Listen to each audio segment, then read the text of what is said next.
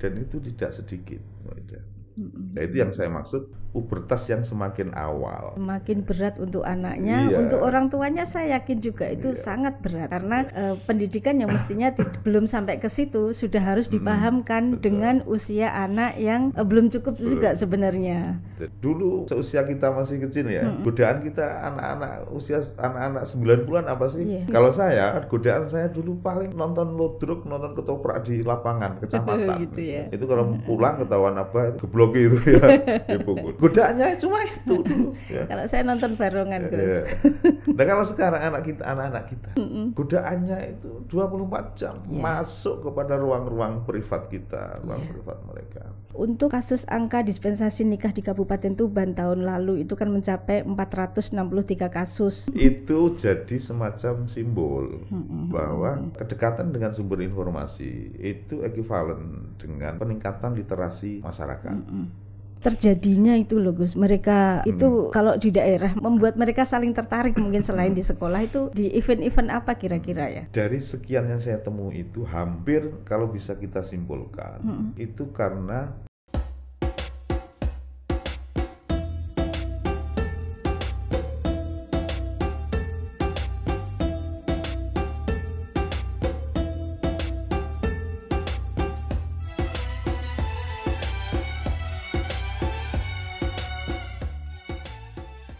Assalamualaikum warahmatullahi wabarakatuh. Sungguh merupakan anugerah Allah Subhanahu wa Ta'ala yang tak terhingga ketika pada kesempatan hari ini kita masih bersama dalam program acara On Mix Studio Kemenak Tuban dengan topik maraknya hamil sebelum nikah dan pubertas dini bersama saya Laidia Mariati, Pranata Humas Kantor Kementerian Agama Kabupaten Tuban.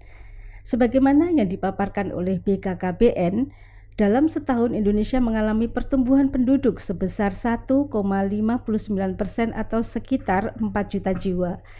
Dan mirisnya sebagian besar penyumbang bayi di Indonesia ini berasal dari remaja di bawah umur. Pada tahun 2022, Kantor Kementerian Agama Kabupaten Tuban mencatat ada 463 pasangan kategori dispensasi nikah. Banyak sekali nih.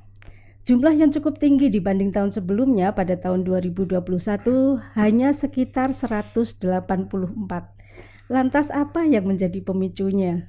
Pemirsa yang berbahagia, kali ini kita akan sharing dan ngobrol bareng dengan salah satu Kepala KUA dan sudah hadir di tengah kita Kepala KUA dari Kecamatan Merak-Ura, Bapak Nurul Yakin Anas SAG MPDI atau yang lebih akrab dengan sebutan Gus Anas. Kebetulan Gus Anas ini juga sebagai Ketua Paguyuban KUA Kabupaten Tuban, seperti itu ya. Siap. Dan perlu saya ucapkan nih sebelumnya Gus ya, ucapan selamat atas dimutasinya dari KUA Kerek ke KUA Merak-Ura. Terima kasih. Pulang kandang nih ya, lebih nyaman pastinya karena di kampung sendiri. Ada tantangan baru, Mbak. Tantangan sendiri, tantangannya saudara sendiri gitu ya. Jalan tersendiri. Baik, apa kabar Gus? Assalamualaikum. Waalaikumsalam warahmatullahi wabarakatuh. Tetap semangat ya. Alhamdulillah, Beda. Di tengah aktivitasnya masih semangat ya. Alhamdulillah, tetap semangat. Baik. Langsung ini Gus ya, sebelum kita mengobrol lebih jauh tentang hamil sebelum nikah dan pubertas dini nih Gus, apa sih arti dari hamil sebelum nikah dan pubertas dini menurut Gus Anas nih? Baik, terima kasih Beca, terima kasih kesempatannya Sama-sama bisa berkunjung ke ruangan yang sejuk ini, sesejuk senyumnya Mbak Ida. Masya Allah. Siap. Kita ngobrol tentang hamil di luar nikah ya, dengan pubertas dini. Nanti mungkin ada beberapa disclaimer tentang istilah pubertas dini ya, tetapi itu nanti bisa kita selesaikan lah. Yang pertama hamil di luar nikah, atau mungkin kita sudah sangat akrab dengan istilah kecelakaan, MBA, married by accident, nikah karena kecelakaan. Betul. Atau hamil yang tidak diinginkan itu seharusnya gitu ya, adalah kondisi kehamilan di mana itu terjadi sebelum ada pernikahan yang sah. Yang sah. Jadi otomatis proses itu mereka lakukan, pembuahan itu terjadi di luar pernikahan. Jadi sebelum sejoli ini sah gitu sah ya. sebagai suami istri, tentu mereka sudah melakukan hal hubungan yang dilarang semestinya gitu ya. Yang mestinya belum boleh mereka lakukan.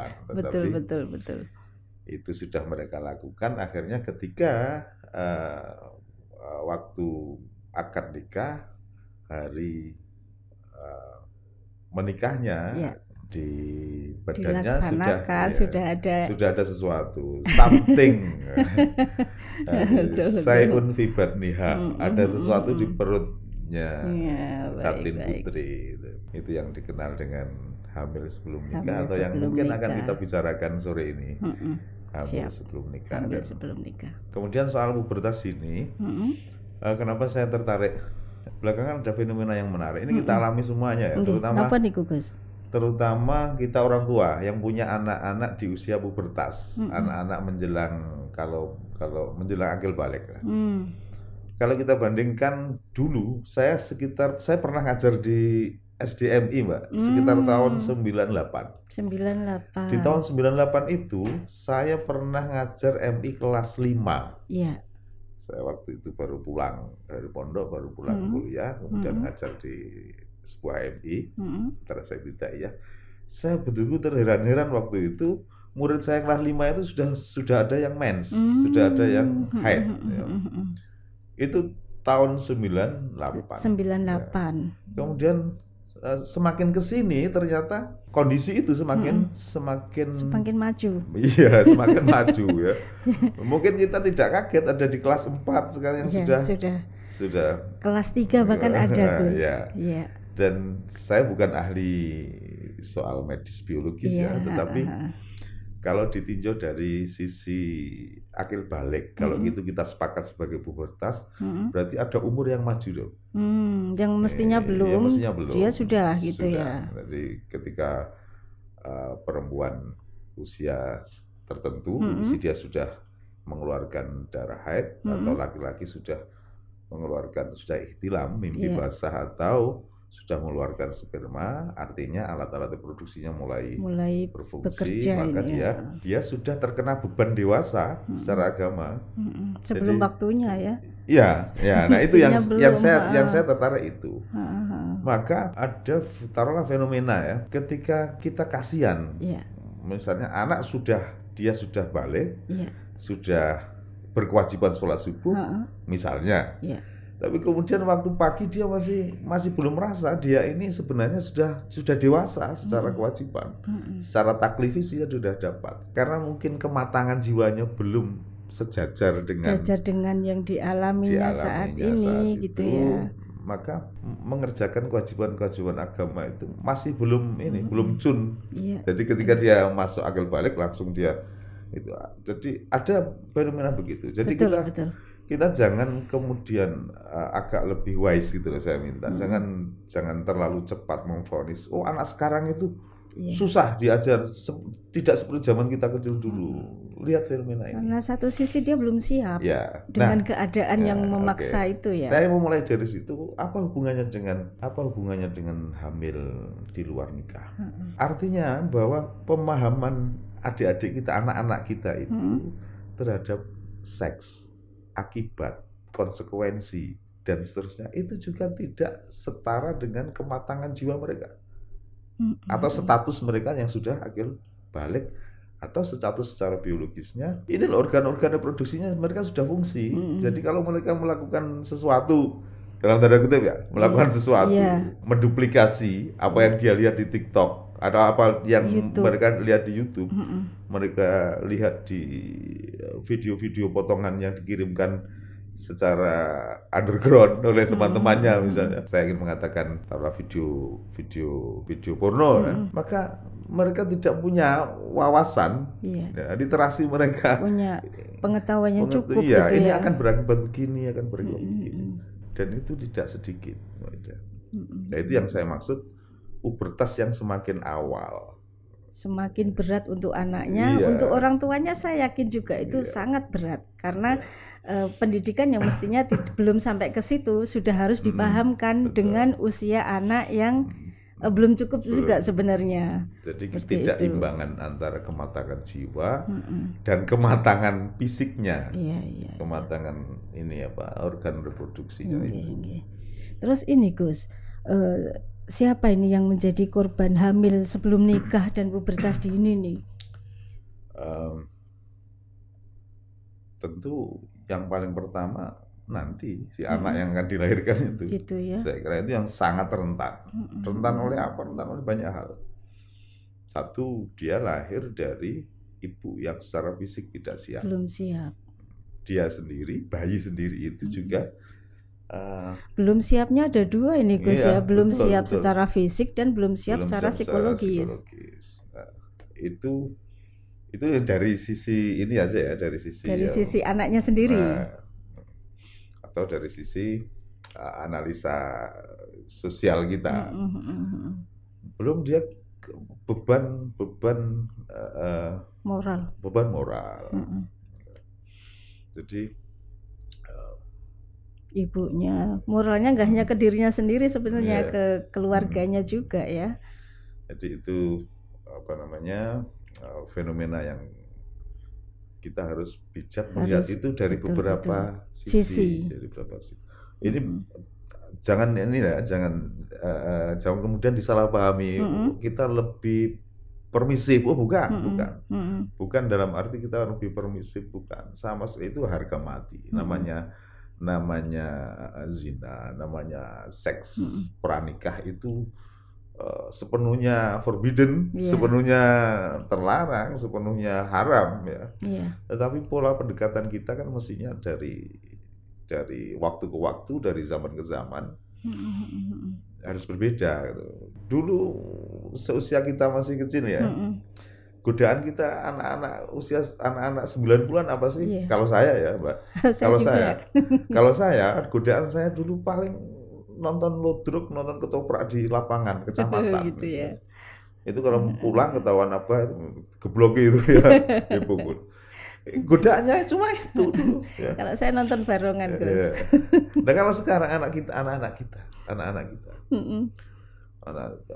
godaannya itu 24 jam masuk kepada ruang-ruang privat kita, privat mereka. Pernahkah Bapak Ibu, ini serius ini, pernahkah kita sesekali tracking atau menelisik histori anak-anak kita, gadget mereka, apa yang mereka tonton? Saya mendapati satu hal yang luar biasa. Ya mungkin orang bilang wes zamane ku sampai piye gitu loh. Tapi saya mau jujur ya, harus belak-belak. Mungkin agak saru saya bicara di Kemenang, tapi saya akan ngomong bahwa saya itu tahu gambar-gambar seperti itu usia sekitar 22 ketika saya sudah mahasiswa. Nah bayangkan dengan anak saya sekarang kelas 5, kelas 6 SD itu saya pernah dapati. Mereka sudah tahu, sudah pernah lihat itu. Coba kita bayangkan. Nah ini yang punya ada hubungan linear saya kira dengan pubertas yang semakin kesini itu.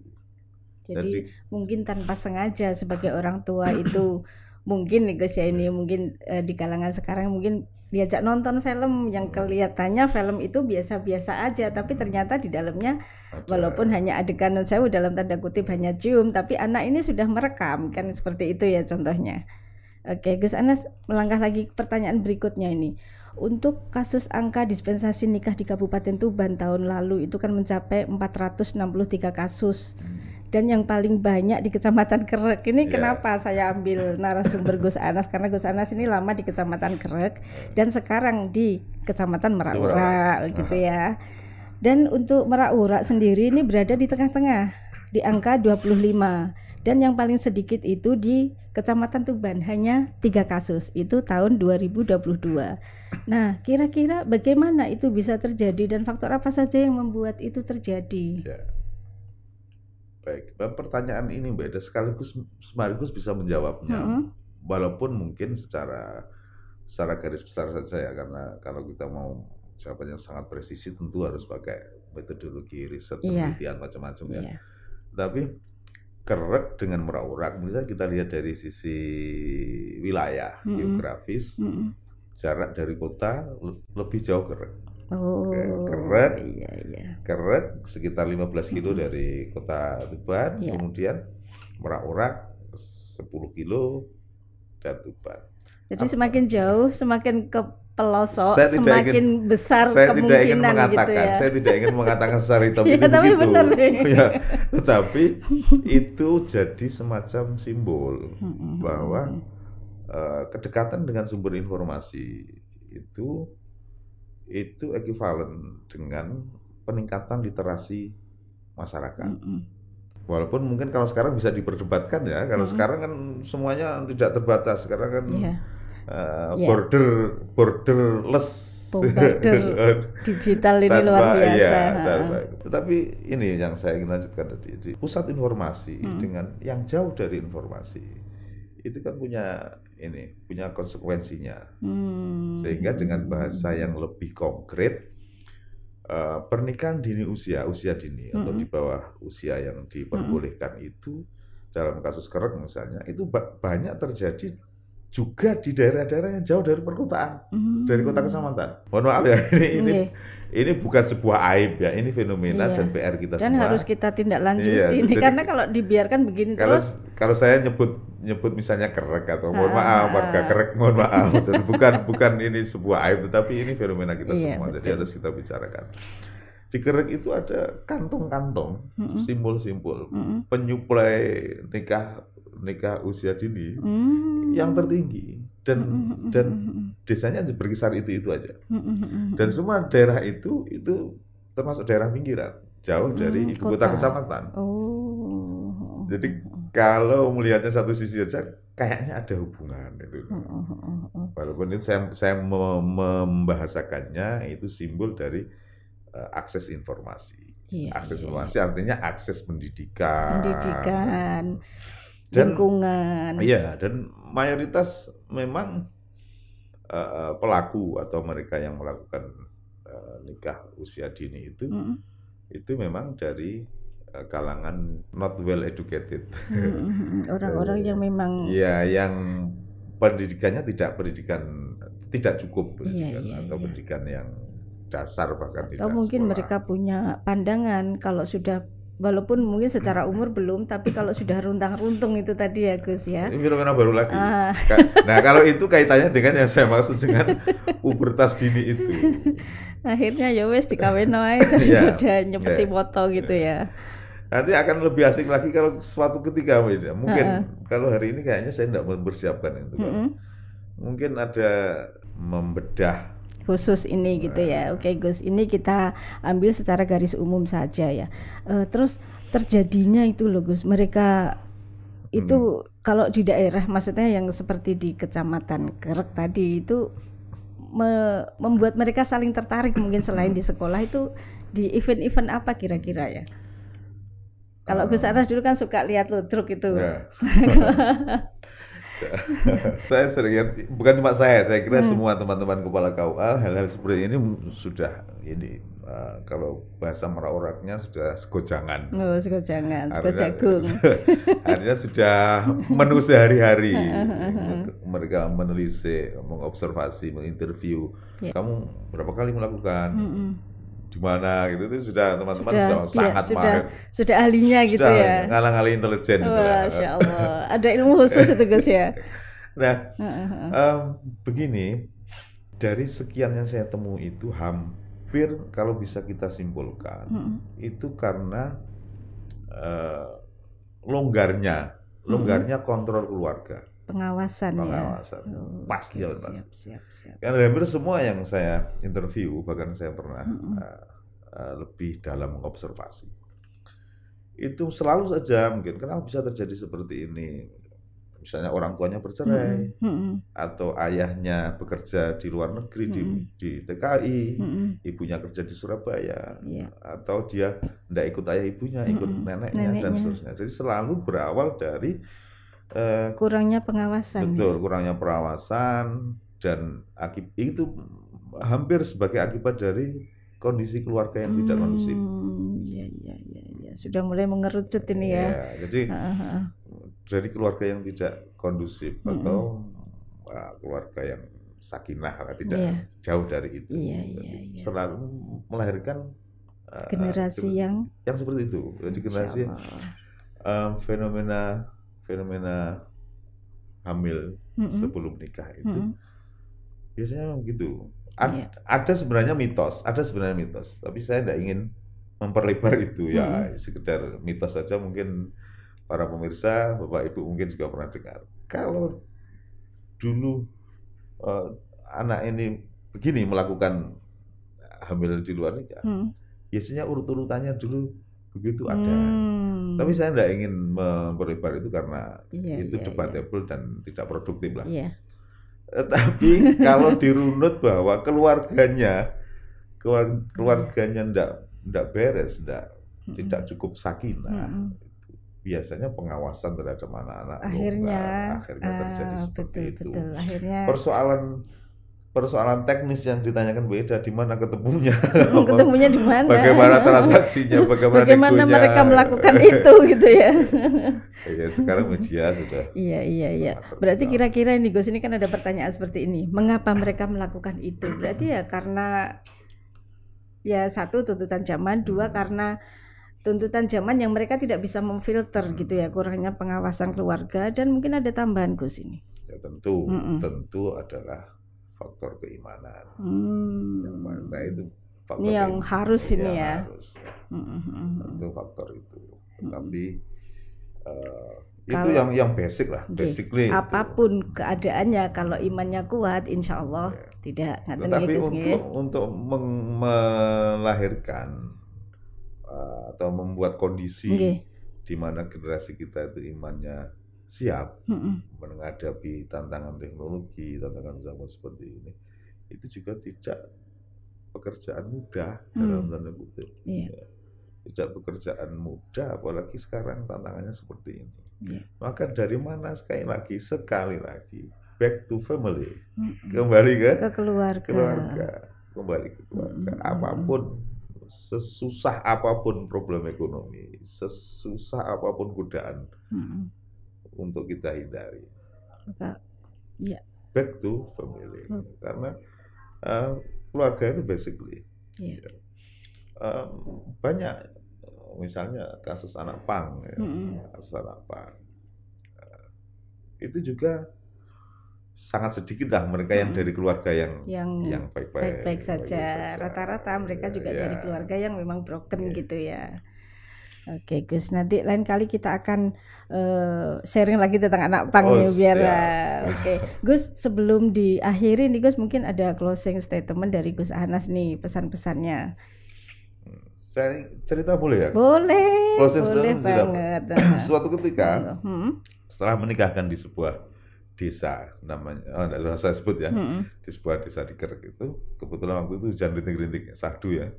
Lalu saya mau pamit itu karena saya sepeda motor tidak bawa mantel, jadi ditahan, kemudian dibuatkan kopi, kemudian ngopi sama beberapa warga. Saya curhat tentang kondisi fenomena nikah di usia dini. Mereka kemudian padeng gini, padeng itu apa?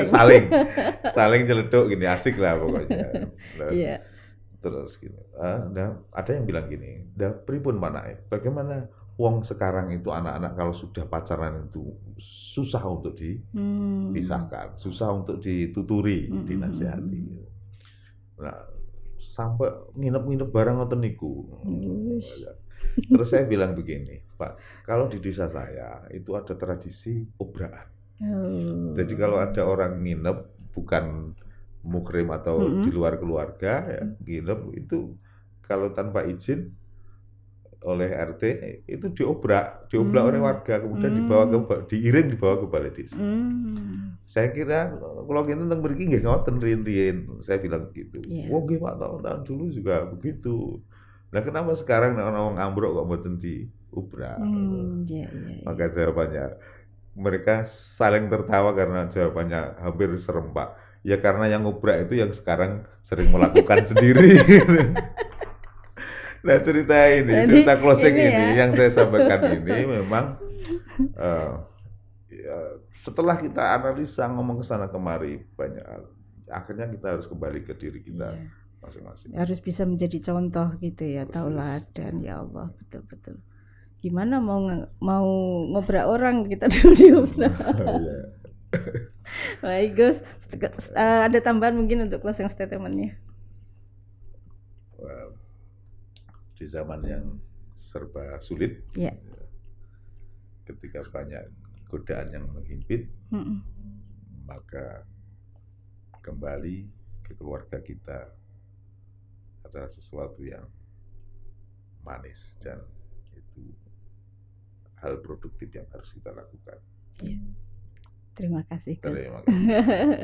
Baik, terima kasih dulur-dulur Onway Studio Kemenak Tuban yang berbahagia. Semoga sharing ilmu dan informasi yang kita dapatkan hari ini bisa menambah wawasan dan bisa menyemangati kita untuk semua dulur-dulur Kemenak Tuban untuk menuju Kemenak Tuban yang lebih baik. Sebelum kita akhiri ada sebuah pantun nih Gus biasanya. Oke, beli bakpia ke Amsterdam ke arah barat. Cakep. Keberadaan KUA selalu tertanam dalam hati masyarakat. Seperti itu ya. Mangan ati jare wong Jawa sakit sekali. Saya Lydia Mariati selaku host pamit undur diri. Sampai jumpa di lain hari. Wallahul muwaffiq ila aqwamit thoriq. Wassalamualaikum warahmatullahi wabarakatuh. Waalaikumsalam warahmatullahi wabarakatuh.